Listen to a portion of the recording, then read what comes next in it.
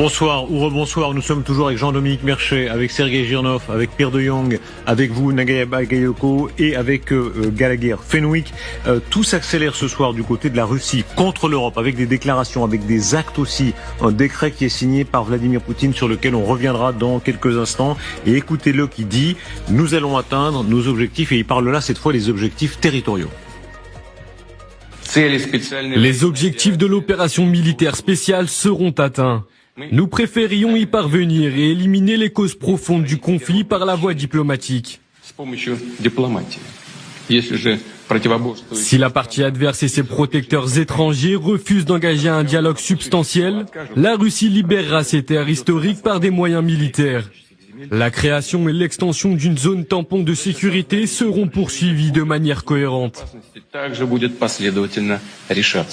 Voilà la menace de guerre. Si les protecteurs étrangers de l'Ukraine refusent d'engager un dialogue substantiel, la Russie libérera ses terres historiques par des moyens militaires. On y revient dans un instant, mais passons par le terrain, puisque les militaires entouraient Vladimir Poutine, en particulier Belousov. C'était donc cette réunion des hauts responsables militaires. Dites-nous un mot, Sergei Girnov, de qui est Belousov, ce nouveau, relativement nouveau ministre de la guerre. Il avait succédé, n'est-ce pas, à, comment s'appelle-t-il, Shoigu. Ouais. Belousov, c'était un chef comptable.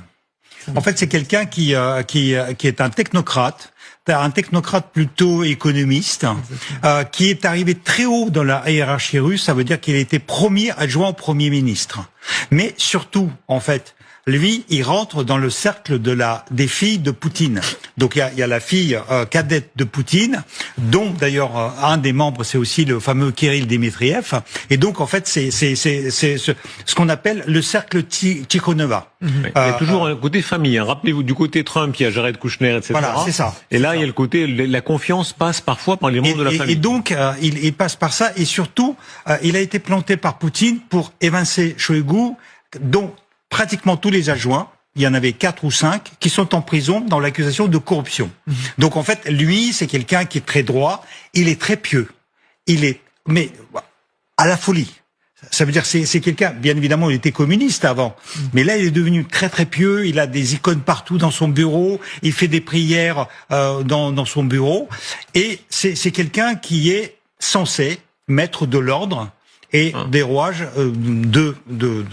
d'accélérer en fait les rouages du ministère de la Défense depuis l'évincement de Shoigu au mois de mai cette année.